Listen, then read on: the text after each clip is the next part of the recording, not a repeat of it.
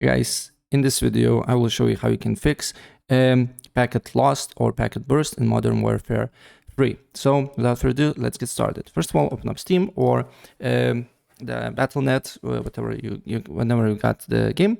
Then right click on it on your game library, go to properties, install files, browse, and then copy on the blank space, just press on it and then copy the path of that particular folder that your game is, right?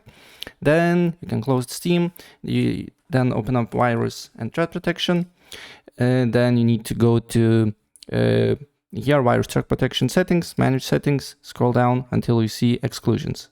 Select this, then select add an exclusion folder and paste that particular folder here, right? And select folder. And after that, you can close it.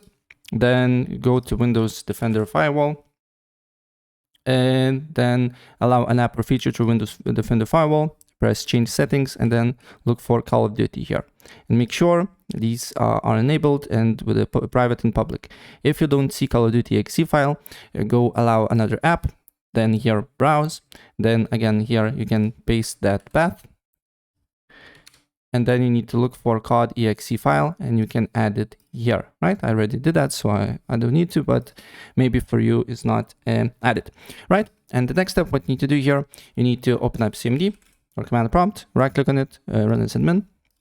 And then here you need to write ipconfig/flush DNS. And then another one is nesh winsock reset.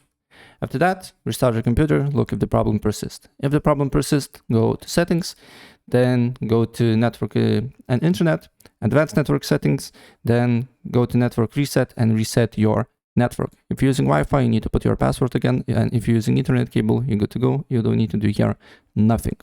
Again, press on internet. If it's not working, then add on advanced network settings, find your internet connection, expand the option, then go to more adapter options.